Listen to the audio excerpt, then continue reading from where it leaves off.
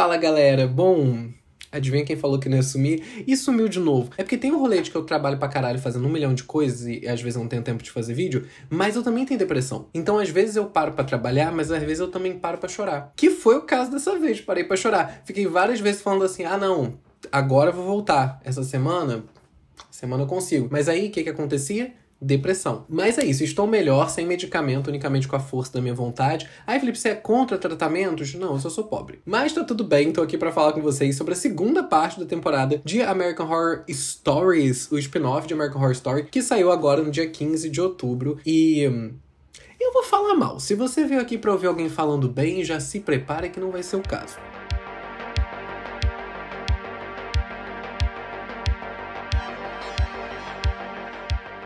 E antes que comece gente a reclamar, falando ele odeia tudo que a série faz, ele é um hater da série, eu também tentei achar pontos positivos, e sinceramente eu acho que eu achei um número bem alto de pontos positivos pro nível que foi a temporada. E gente, pedi desculpa pra vocês pelo fato de não tá tão claro, mas é que uma das minhas luzes queimou. Então eu estou usando apenas uma luz. Aí, eu acho que é importante avisar também que esse vídeo tem muitos spoilers, ele vai ser unicamente spoilers.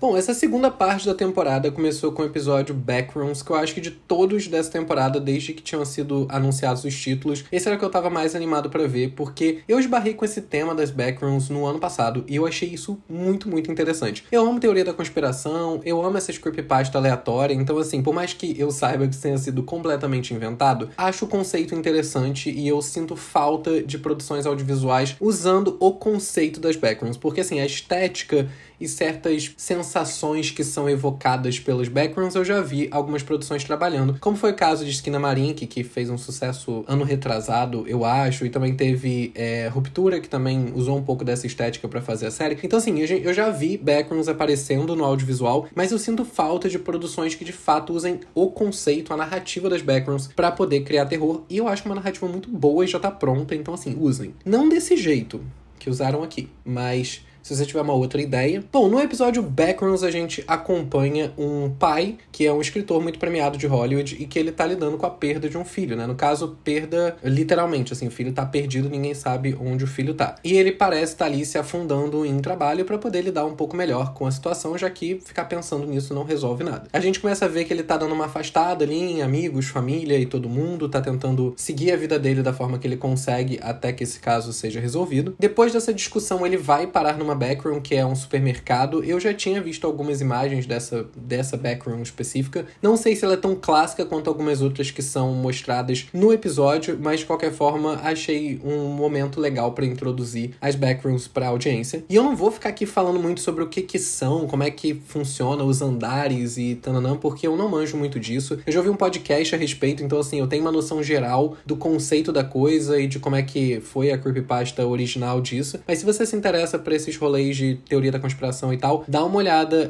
no que foram as backrooms e no que elas se desenvolveram, porque hoje em dia é um universo muito complexo e eu provavelmente, se eu falar aqui, eu vou falar besteira. Mas o que eu tinha lido a respeito é que elas seriam essas salas meio que de bastidores do mundo real, então que algumas pessoas em alguns lugares conseguiriam acessar esses bastidores, mas que eles estariam vazios e que lá dentro é meio que uma terra sem lei, assim, então tem coisas que não são parte da nossa realidade, mas que se parecem coisas da nossa realidade. E o motivo de eu sempre ter gostado muito da vibe das backrooms é porque eu acho muito assustador quando a gente tem algum elemento que ele é muito familiar pra gente, mas tem algum detalhe ali no meio que parece meio desconfigurado. E essa dinâmica sempre me deixa muito incomodado. E as backrooms pra mim são muito o suprassumo desse tipo de terror. Então assim, eu sempre gostei das imagens, sempre gostei dos vídeos, das animações que fizeram, mas eu não entendo tanto da mitologia por trás. Então assim, pesquisem que aí vocês vão entender melhor. Bom, assim que ele vai pra essa backroom, ele encontra o filho dele, né? A gente descobre que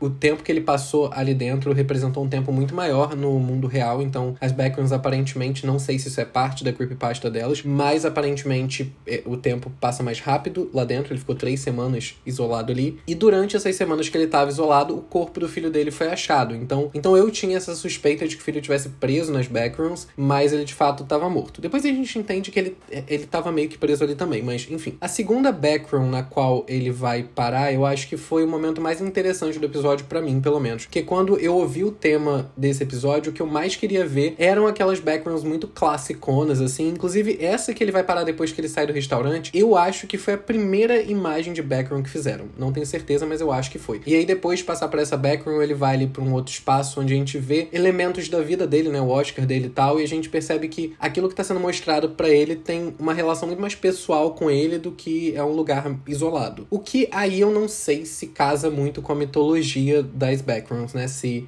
lugares lá dentro são personalizados pra te receber de alguma forma. Pelo menos eu nunca vi isso. Bom, a explicação que é dada nesse episódio pro que seriam esses lugares, né? Seriam que o personagem ali que ele acaba encontrando na internet, né? Ele descreve como liminal spaces, que seriam algo entre a realidade, tipo, que a gente conhece, uma realidade intangível, uma realidade que a gente não consegue tocar. E que justamente pelo fato desses lugares não serem parte da nossa realidade, a gente tenta processar eles com o que a gente tem de acervo imagético. Então a gente projeta o que a gente tem de repertório, de imagens e tal, e por isso que eles se assemelham um pouco ao nosso mundo, mas não exatamente, porque eles não são parte do nosso mundo, né? É só meio que a gente interpretando com o que a gente tem de referência. Achei a explicação interessantinha, acho legal. Mas, repito, que não sei se isso é de fato a mitologia das backgrounds, e assim, ela já existe. Então eu espero que tenha sido respeitado, porque por mais que você tenha liberdade artística de pegar e fazer uma narrativa diferente, assim, você tá usando um negócio que todo mundo que vai ver quer ver por isso, sabe? Então, pelo menos, sei lá, eu acho que seria mais inteligente se manter algo que todo mundo já sabe. E aí também é parte da mitologia que o episódio dá pra essas backgrounds, que você acessa elas por conta de você tá com alguma coisa que tá mexendo tanto com a sua conexão com a realidade que você acaba se desconectando dela e, consequentemente, no parar nesse lugar, nesse limbo aí entre as duas coisas. No caso desse pai, era porque ele que tinha matado o filho. Então, ele tava guardando isso pra ele e isso fazia ele se desconectar. E aí, no final, o cara é encontrado pela polícia porque tinha uma imagem dele matando o filho, a polícia mata ele. A motivação desse personagem eu achei muito básica, assim. Eu posso ter perdido algum detalhe, mas pelo que eu entendi do motivo dele ter matado o filho, foi unicamente porque ele era obcecado com o trabalho e ter um filho, de alguma forma, dava uma responsabilidade pra ele que atrapalhava o trabalho dele. Eu não tô dizendo que pra você cometer um crime, você precisa ter uma mega explicação super contextualizada. Tem gente que comete por banalidade. Mas ainda assim, eu acho que pro roteiro de uma série, sabe, no qual você tá tentando não justificar, mas contextualizar aquele assassinato de alguma forma, eu achei um contexto muito simples. Eu achei um contexto muito unidimensional. Mas não me surpreende vindo desse personagem, porque, sinceramente, a construção desse personagem foi tipo a construção de personagem da novela das 6 da Globo. Rodrigo é um empresário muito bem sucedido. Acabou. É essa a descrição que você tem. Tudo que vai se desenrolar a partir daquele personagem é baseado em ele ser Rodrigo, ele ser um empresário e ele ser bem sucedido. E aí ele vai ter um apartamento grande ou uma casa grande, ele vai usar terno em todos os momentos e tudo que ele fizer vai ser por conta da empresa, por conta do dinheiro, por conta dele ser Rodrigo, o empresário bem sucedido. E foi essa sensação que eu tive vendo esse personagem, que ele era o cara que roteiriza coisas e gosta de sucesso. E é só isso que tem. Então, assim, achei um personagem muito basicão, sabe? Eu sei que é um curta, mas ainda assim, caralho, sabe? Deem algum propósito pra esse personagem. E aí, no final, ele matou o filho por isso, e aí ele morre. E a cena mais interessante, assim, salvo aquela background original que apareceu lá, é a parte que ele desce naquela escada rolante pro inferno. Não entendi muito o conceito disso, porque até onde eu sei, as backgrounds não têm nenhuma conexão com o inferno. Me corrijam se eu tô errado, mas eu, particularmente, nunca ouvi falar nisso. Aquela mulher carregando o filho dele foi uma estética legal, fiquei feliz que usaram isso no episódio. E aí ele vai pra aquela sala lá, igual do Beetlejuice, que ele fica esperando a chamada dele pra toda a eternidade, e fica por isso mesmo. O que mais me chateou nesse episódio, sendo muito sincero, é porque eu sinto que eles tinham um conceito tão legal na mão, sabe? Eles tinham uma mitologia super complexa que tá sendo desenvolvida há séculos por outras pessoas, eles nem precisavam criar tanta coisa em cima das backgrounds, bastava fazer algo que pelo menos fosse próximo do público que consome. Sabe, eu acho que ia ser muito mais interessante se a gente visse alguém jovem, alguém envolvido com internet, no parar nesses lugares e tendo talvez alguma referência por já ter pesquisado ou lido sobre isso antes. Eu acho essa ideia de que uma lenda urbana pode ser real muito mais interessante do que uma pessoa caindo em qualquer lugar que ele nunca ouviu falar. E ver essa pessoa se envolvendo com esse mundo é muito menos interessante do que ver alguém que parece com a gente e que de fato se interessa por isso. Fora isso, eu sei que esse ator que fez fez o protagonista desse episódio. Eu sei que ele é um ator super conhecido, fez Sopranos, fez White Lotus e tal. Mas assim, eu achei ele péssimo nesse episódio. Eu achei que tudo que ele tentou dar algum peso emocional ficou parecendo que ele tava satirizando o próprio personagem. Pode ser uma direção ruim, pode ser que ele seja só ruim mesmo, também não sei. Mas enfim, como um episódio assim de abertura dessa segunda parte, achei bem fraco e principalmente por usar tão mal um tema que eu acho que tem muito potencial. Continuando, a gente tem outro episódio que eu achei horroroso, que foi o episódio Clone, que basicamente é sobre um clone, mas não um clone. É um clone tipo um robô. Bem original, né? Basicamente, nessa história, a gente tem esse cara muito novo que é casado com esse velho bilionário, que tem uma mansão gigantesca e faz várias coisas por ele, mas acaba que o velho dá meio que uma sufocada ali nele. Ele tem a vida dele, mas ele não consegue explorar, de fato, as coisas que ele gosta, né? Tipo, ser ele mesmo, né? Ele tá numa relação que não é ruim pra ele, ele tem acessos por essa relação que também é bom pra ele, mas ao mesmo tempo ele não tá, enfim, usufruindo da vida da forma que ele gostaria. E a gente percebe que esse marido dele tem algum problema neurológico, né? Ele treme um pouco pra pegar as coisas, talvez um Parkinson, alguma coisa assim. E aí ele acaba sendo internado depois de ter um derrame. E quando esse namorado dele chega nessa empresa bilionária dele, porque ele foi tirado do hospital e levado pro laboratório dele, ele descobre que o motivo de terem feito isso é porque eles vão tratar a doença dele lá, com as tecnologias que ele desenvolveu. E enquanto isso, ele vai receber em casa uma cópia robótica do marido dele. Eu vou ser sincero que, assim, eu simpatizei com esse ator um pouco mais velho e eu achei fofo ele fazendo robô.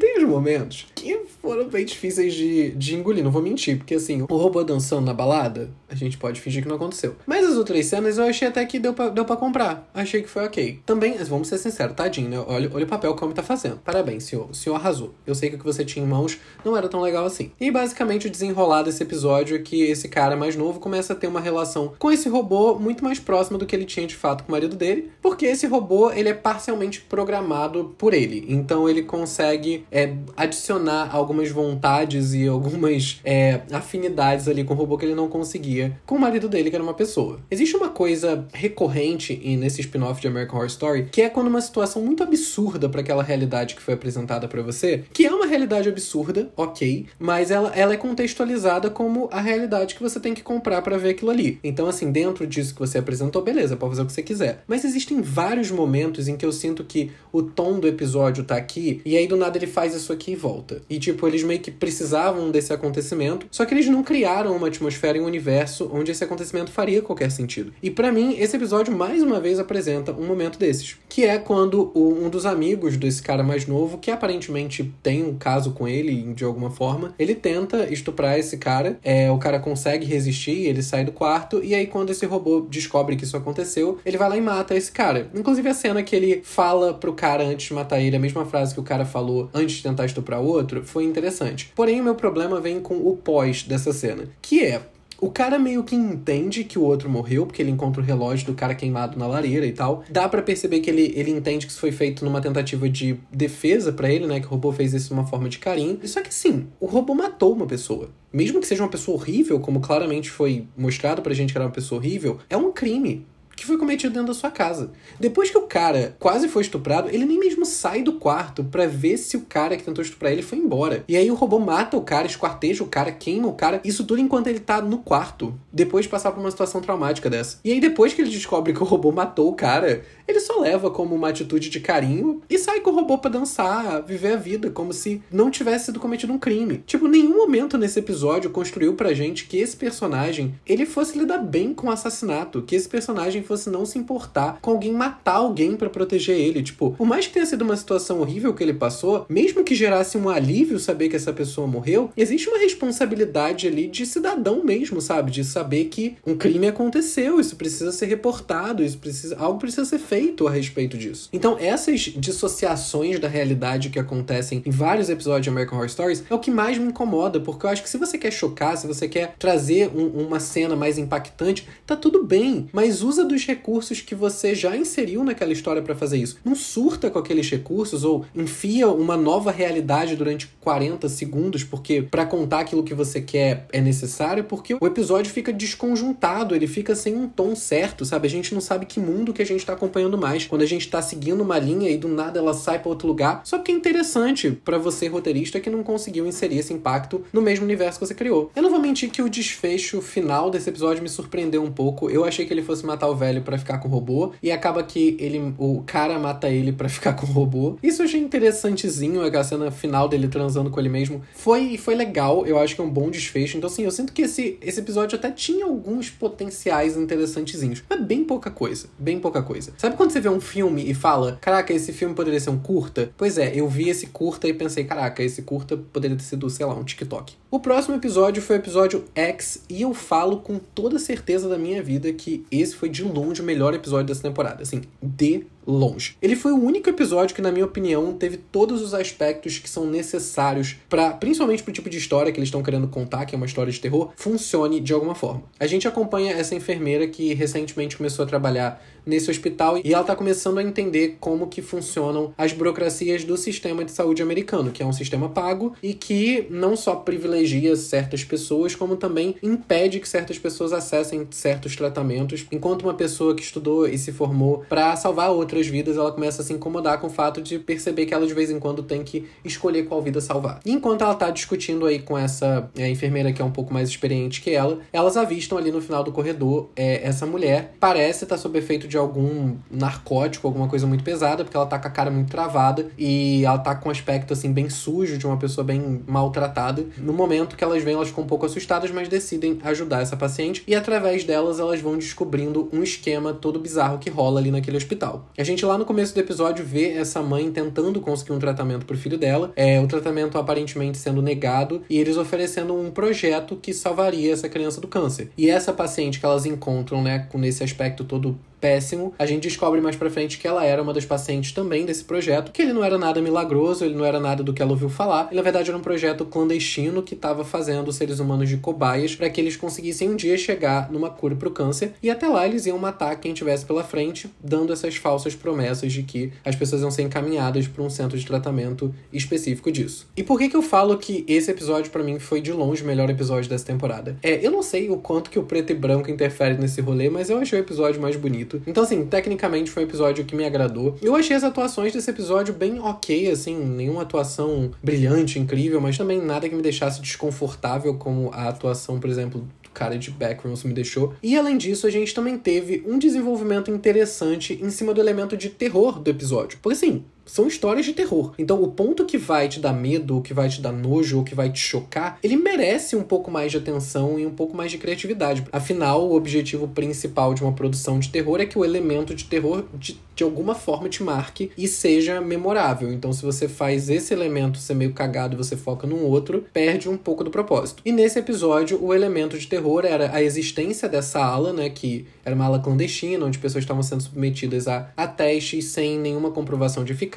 que estavam transformando elas, tipo, nesses zumbis. Isso era o aspecto de terror do episódio. E a gente também tinha a aparência dessas criaturas sendo uma coisa importante para que aquilo fosse chocante para quem tava vendo. E aí que eu falo que eu acho que esse episódio acertou bastante nesse ponto. Eles colocaram essa ala num espaço ali meio de docas do hospital, com tubulação e, sei lá, parecia depósito de lixo, alguma parada assim. Então já dá um pouco aquele calafrio de pensar, tipo, pô, realmente, se isso tivesse nesse lugar, provavelmente ninguém saberia. Dá um aperto também no coração quando você percebe que aquilo que a gente tá vendo era pra onde aquele menininho lá do começo do episódio ia ser mandado. E quando aquela informação chega pra gente, a gente fica feliz pelo menino, né? A gente fala, pô, que bom que ele vai ter essa oportunidade. E o aspecto ali daquelas criaturas, né? Das pessoas que foram cobaias desses testes, principalmente da menina que entra em contato com essa enfermeira, né? Que consegue fugir dessa ala X do hospital, eu achei muito bem feito. Tiveram vários momentos nesse episódio que eu achei que foram muito assustadores. Todo o cuidado que eles tiveram com a movimentação do do corpo dessa personagem, né? Ela tem uma linguagem corporal muito perturbadora de alguém que claramente foi muito maltratada pela vida. Então, o modo como ela desce a escada, o modo como ela fica com a boca aberta o tempo todo, tudo isso é muito perturbador. Ela me lembrou um pouco a estética da Momo, né? Aquela lenda urbana, sei lá, que rodou a internet aí um tempo. E apesar do elemento de terror que tá ali, eles também conseguiram dar uma camada por trás desse personagem que fez com que a gente criasse uma certa empatia por ela. Então, eu acho que X foi, de todos os episódios dessa temporada, o mais eficiente. E apesar de ter tido um desfecho relativamente previsível, assim, eu não esperava, mas eu sou uma pessoa meio desligada mesmo, assim, eu não acho que foi nada revolucionário. Eu imagino que outras pessoas vendo tenham imaginado que era isso que ia acontecer assim que ela acordou. Mas ainda assim, eu acho que deu um final redondinho pro episódio, e pelo menos no mesmo tom do resto inteiro, sabe? Eu acho que se ele terminasse pra cima não faria muito sentido, então fiquei feliz que ele terminou pra baixo. E agora a gente vai pro penúltimo episódio, que, sinceramente, é sério que eu tava com menos expectativa, unicamente pelo título dele. Eu acho a figura dos Leprechauns uma figura muito difícil de transformar em algo assustador. Eu já vi Leprechauns em algumas produções e sempre acaba ficando meio tosco. O que aconteceu aqui de novo? Mas ainda assim,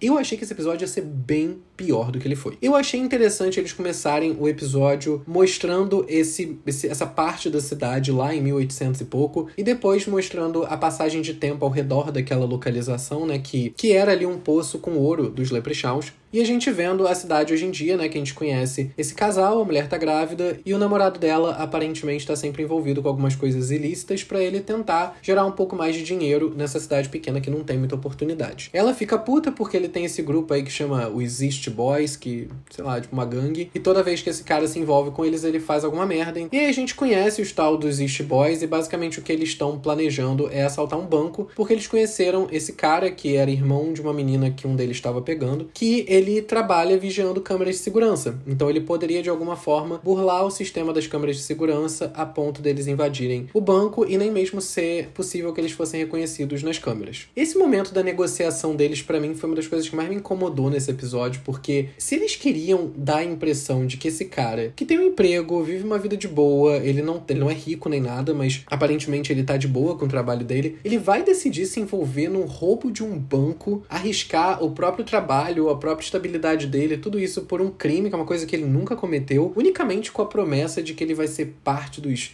East Boys. Eu não tô dizendo que isso é uma coisa muito fora de realidade, assim. Pode ser um grupo muito admirado da cidade e esse cara pode ser uma pessoa com uma autoestima muito fodida e que sonha muito ser parte desse grupo. Só que ao mesmo tempo eu não senti que nada disso foi contextualizado pra gente, sabe? Esses East Boys, até o momento em que a gente vê esse cara querendo muito participar desse grupo, eles são unicamente os amigos delinquentes do personagem que a gente tá acompanhando. Então, assim, não foi mostrado pra gente nada sobre esse grupo que gerasse algum status por você fazer parte dele. Eu acho que se eles quisessem vender essa narrativa pra gente, não custava às vezes ter, sei lá, começado o episódio com algumas manchetes de jornal, algumas coisas que mostrassem quem os East Boys são. Nem que eles fossem pessoas péssimas, mas que eles fossem pessoas que sempre estampam jornal, sempre estampam noticiário, eles têm um grupo de fãs, pessoas que admiram eles, alguma coisa que justificasse que esse personagem abrisse mão da sua vida estável e normal pra ser parte de um grupo de criminosos. Isso não foi feito. E também que contextualizasse o porquê que esse personagem tá tão desesperado por atenção e por se sentir parte de alguma coisa, sabe? O único contato que a gente tem com ele antes desse momento é quando ele tá no porão da irmã. Ele parece ser bem decidido em relação a achar aquele cara um babaca e não ligar pra irmã dele. Ele não parece ser uma pessoa desesperada pela atenção dos dois ou que admira os dois de alguma forma. Ele parece desprezar bastante a irmã e esse cara. E aí, do nada, ele decide abrir mão de tudo pra ser parte do grupo desse cara que ele despreza. Então, assim, toda essa parte eu achei meio sem contexto, mas o plano que eles desenvolvem juntos eu achei interessantinho. Eu não tava esperando, principalmente pra American Horror Stories, que eles fossem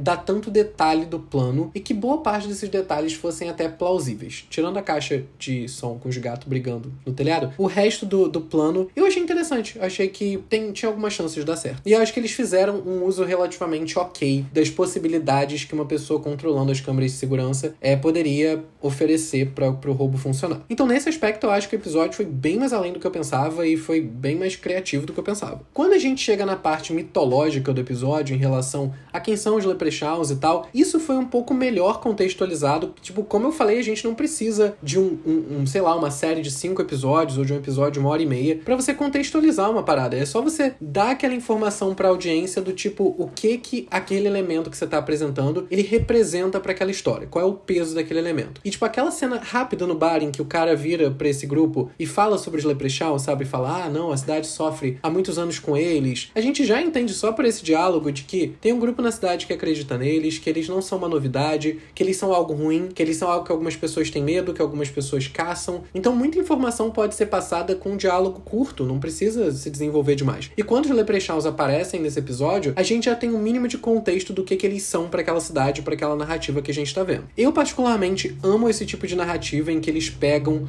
uma lenda urbana e abordam como se tivesse um fundo de verdade. Eu sempre fui uma criança muito imaginativa, então assim, minha vida toda, sempre que eu ouvia alguma história de terror ou alguma lenda urbana, alguma teoria da conspiração, eu sempre imaginava, ou pelo menos eu não sei, eu sinto que eu gostava de imaginar que no fundo daquilo tivesse pelo menos algum pezinho na realidade. Sabe? Que pelo menos a primeira pessoa que contou aquela história tenha contado, não necessariamente porque ela viu aquilo, mas porque ela viu uma coisa que era fora da nossa realidade, que era difícil de explicar, e aquela história foi o máximo que ela conseguiu. Achei muito maneiro que eles vão pegar o ouro do banco, né? E no caso é o ouro dos Leprechauns. Gostei do fato de a namorada dele ser uma semi-Leprechaun, apesar de que eu fiquei um pouco confuso do tipo, alguém deu pro Leprechaun? Alguém comeu o Leprechaun? Não entendi como é que sairia um híbrido dessa relação. Mas o meu principal problema com esse episódio foi o design das criaturas. E a gente cai naquele problema que eu tava falando lá sobre X, que X não caiu nesse problema. Que é, a gente tem um ponto de terror,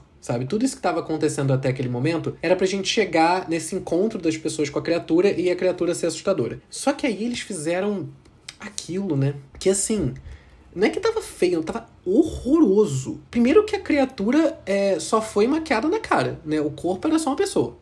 Só uma pessoa. Com uma roupa branca que parecia que era o forro do que iam colocar por cima. A sensação que eu tive vendo a estética desse personagem era que eles estavam terminando de maquiar a cara, nem chegaram a terminar. E aí alguém falou, cara, fudeu, a gente tem que gravar até 2h15, são 2h10, corre Leprechaun. Porque assim, não é possível que sequer 2 designs de personagem tenham sido avaliados pra fazer aquilo. Não tem como. Porque é tipo o pacote mais básico de criatura com orelha pontuda que vive na escuridão. Tipo assim, sabe, desde Nosferatu? Então, essas características, careca de dente pra fora e orelha pra cima, vive na escuridão, tem 700 assim. E no final das contas, essa era a parte mais importante do episódio, né? Era a ilustração de todo aquele medo da cidade que passaram pra gente. Então, eu esperava que eles fossem fazer um pouco mais. Tipo assim, cara, a criatura se mexendo e tal, é doloroso de assistir. Fiquei com pena do ator, porque dava pra ver que ele tava se esforçando. Mas assim, ele não tinha muito no que se apoiar, né? Ele tava só com, sei lá, umas 3 pinceladas de coisa verde na cara, uma dentadura e uma roupa que parecia... Sabe quando você pega aquelas bonecas velhas e você arranca a roupa da boneca? E aí ela tem, tipo assim, o corpo todo de pano e umas mãos de plástico, uns pés de plástico, a cabeça de plástico, o corpo é de pano. Então, era mais ou menos isso que ele tinha pra trabalhar. Ela explica algumas coisas a mais da mitologia que eu também achei legal de terem colocado ali, porque não precisava pra fazer o episódio, mas eu achei que ficou legal. Eles explicarem que, tipo, o ouro era um bom filtro pra eles separarem quem era ganancioso de quem não era, e essas pessoas eram quem eles matavam porque eles precisam tomar sangue humano, mas aí com o tempo acabou que não dava mais pra usar o ouro como filtro, porque o ouro não é uma coisa mais tão procurada, não é mais parte do dia a dia das pessoas hoje em dia, e que eles precisaram começar a pegar as pessoas de coração bom e tal, e ela meio que mata o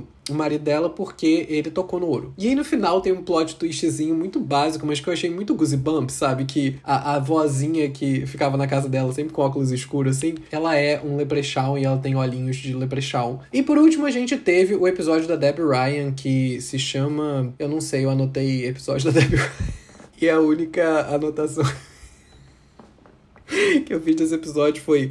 Caraca, muito ruim. O que eu acho preciso com o que ficou passando na minha cabeça durante todo o tempo que eu tava vendo esse episódio. Eu não vou dizer que eles guardaram o pior pro final, porque eu acho que o episódio do clone eu desgostei mais do que esse. Assim, eu vi uma galera falando muito mal da atuação da Debbie Ryan e ela não fez história. Mas eu não achei tenebroso, não, tá? Eu, assim... É ruim, mas eu já imaginava que fosse ser ruim, não tava esperando uma coisa muito diferente. Mas eu acho que, em boa parte do episódio, até ok, passa, sabe? Tipo, aquela menina que fez a irmã dela, muito boa. Todas as cenas que elas contracenavam, tadinha da Debbie Ryan. Mas, de resto, foi. Só que, mano, esse episódio, ele tem tanto elemento mal feito Caraca, é muito doloroso. A história dele é bem simples, é basicamente uma menina que sonha desde nova com certas situações. Uma dessas situações que ela sonha é uma menina que diz que tem alguém embaixo da cama dela, o pai faz pouco caso, e acaba que de fato tinha alguém ali, e ela depois desse momento que a Deb Ryan sonhou, na verdade esse momento aconteceu, ela foi internada e ela tá em coma há mais de 10 anos. Eu acho que é isso. E aí uma coisa semelhante acontece com ela porque o namorado dela, o marido dela, ele é puxado pra baixo da cama por uma criatura que ela não consegue ver e ela acaba virando a principal suspeita desse crime porque o cara desapareceu, só que encontraram sangue dele em cima dela, então, né? E aí ela começa numa busca de outros casos parecidos com o que aconteceu com ela pra tentar de alguma forma descobrir onde que o marido dela pode estar ou se ele não está mais vivo, né? Quem cometeu o crime pra ela poder também se inocentar. Esse episódio, ele tem tipo assim, absolutamente todos os diálogos mais clichê e mais básicos de filmes de terror. Sabe aquelas coisas do tipo, ai, nunca mais me abandone, e a pessoa fala, eu nunca te abandonei, eu sempre estive aqui. Ou tipo, ela não está nos escutando agora. Ou será que está? Sabe, umas coisas tipo, caraca, a primeira coisa que você joga na roda, sabe? A primeira ideia. Esse episódio foi tipo um conjunto de primeiras ideias que alguém jogou na roda. E não satisfeito com isso, cara, tem um detetive que é uma das coisas mais caricatas e absurdas que eu já vi na minha vida. Tipo, primeiro que ele parece um adolescente birrento querendo brigar com a amiguinha, sabe? Tipo assim, sei lá, a pessoa sai na rua, a suspeita do crime que ele tá investigando, aí ele muito profissionalmente vai atrás dela e fica, e aí, vai falar que matou? É porque a gente sabe que é você, né? Essa cara aí de culpada. É nesse nível que ele fala com a principal suspeita da investigação que ele tá comandando. Não tem nada nesse detetive que minimamente se assemelhe ao trabalho de um detetive real. Ele parece tipo uma tia do Facebook que ficou sabendo desse crime, aí ele ficou tipo, criou um hiperfoco ali por esse crime, e aí ele simplesmente vai atrás de todo mundo envolvido e vai acabar parando num lugar perigoso e tomando um tiro. Ele é tipo essa pessoa. Só que eles tentaram vender pra gente que ele é um detetive da polícia que foi designado pra esse caso. Um caso em que, aparentemente, uma esposa matou o marido e ninguém encontrou o corpo. Tipo, não é um caso que você joga uma pessoa qualquer pra investigar, sabe? Mas eles jogaram esse cara, com toda essa bagagem profissional que ele claramente tem. E também tem essa menina que tá lá, aparentemente internada há 10 anos, que, brother, ela não parece que tá em coma há 10 anos. Eu não sei como é que se mantém uma pessoa em coma durante 10 anos, talvez exista alguma forma de, sei lá, manter a pessoa com uma aparência um pouco mais saudável. Mas assim, é uma década em coma. Aquela menina parece que foi internada ontem. E no final das contas, assim, tirando todos esses erros grotescos de parte técnica, de não saber desenvolver personagem, ou não saber minimamente maquiar uma pessoa pra que o personagem pareça ter passado o que ele passou, tirando isso tudo que, beleza, daria pra relevar, mentira, não daria. A série ganha dinheiro o suficiente pra fazer melhor que isso. Mas eu conseguiria relevar. Se pelo menos o plot do episódio tivesse sido, tipo, ok. Mas basicamente a resolução de tudo... E cara, eu juro pra vocês, eu voltei no episódio e falei... Eu devo ter deixado passar alguma informação. A resolução de tudo é basicamente que algumas pessoas compartilham o subconsciente. E aí a Deb Ryan compartilhava o subconsciente com essa garota. E aí tem esse outro cara que é o enfermeiro, ele também participa dessa rave do subconsciente. E aí a Deb Ryan descobre isso e ela vai na casa da menina, que o pai mora agora sozinho, e tipo, chega uma garota estranha na sua casa e aí ela fala umas 3 coisas assim sobre a sua filha, que você fala, caramba, ela sabe umas coisas que ela não deveria saber. E aí ela diz pra você, tipo, brother, eu não vou embora, eu vou ficar aqui, porque eu preciso ficar dentro da sua casa. E aí ele fala, tá. E é isso, ele passa 8 segundos ponderando se ele vai deixar essa estranha dormir na cama da filha internada dele. E aí ela descobre como acessar esse lugar, e aí ela vê umas coisas que ela não entende, que depois ela percebe que era tipo uma dica de quem ela ia matar. Mas isso também não serve pra nada, porque isso não é como se ela usasse esse poder dela pra impedir crimes ou resolver, não tem tempo pra isso, né? Então ela só descobre, basicamente é isso. E aí a garota acorda, mas percebe que essa menina tá sabendo demais, e ela fala, não pai, peraí, eu preciso mais fazer um negócio. E a gente descobre que quando ela dorme, ela tipo, consegue acessar a parte de baixo da cama das pessoas com esse poder dela, que não é muito bem explicado. Eu voltei pra tentar entender esse poder, mas eu não entendi. Eu não entendi a motivação dela. Ela basicamente fala, eu não sou vítima desse poder. Eu amo esse poder. Tá, mas por que você se tornou uma pessoa horrível, sabe? Tipo, enfim, esse episódio eu achei muito ruim, achei a estética de tudo muito ruim, achei as atuações ruins, achei os personagens ruins, achei a história ruim. Não consegui salvar nada desse episódio, sendo muito sincero. Achei ele bem fraco. Acho que colocaram no final por conta de ser a Deb Ryan, ela ser a pessoa mais conhecida, talvez, dessa temporada. Mas, assim, eu teria jogado no meio, sabe? Pra não deixar isso como última impressão. A temporada, eu não esperava que fosse boa, né? Porque o American Horror Stories nunca foi bom. Sempre tem um episódio ou outro ali no meio que você fala, pô, aqui acertaram no negócio. Mas normalmente é porque a régua já tá bem baixa, né? Eu acho que se X estivesse numa série ok de terror, talvez ele fosse o episódio um pouco mais fraco da temporada. Nessa temporada ele foi mais forte porque, infelizmente, a maior parte dos outros episódios eu achei muito desconjuntada, achei as histórias bem fracas e já falei aqui várias vezes antes sobre esse aspecto de American Horror Stories. Eu de verdade acho que se as histórias fossem bem desenvolvidas, se as histórias fossem boas, tivessem um plot twist interessante, criassem um mínimo de conexão entre o espectador e a coisa aterrorizante daquela história, talvez o resto, sabe? Tipo, uma atuação ruim, uma fotografia cagada, uma maquiagem cagada, talvez isso não prejudicasse tanto, sabe? Mas as histórias também normalmente não são tão boas assim. Até as que são um pouquinho interessantes, um pouquinho mais legais, elas também não são surpreendentemente legais. Elas só são ok, elas não são horríveis, mas não o suficiente pra aquele episódio ficar com você e você lembrar dele de alguma forma. Mas eu quero saber a opinião de vocês também, o que vocês acharam aí desses últimos episódios, gostaram, concordam, discordam de mim? Eu não sei se eu pedi no começo do vídeo pra vocês se inscreverem no canal, essas paradas, mas enfim, se inscrevam aqui embaixo se vocês não são inscritos, deixem o like no vídeo também, as nossas redes sociais estão todas aqui na descrição, assim como o meu canal solo, que tá parado nesse momento, mas um dia vai voltar, e o meu Apoia-se também estão aqui embaixo. Então é isso, eu vou ficando por aqui e até o próximo vídeo.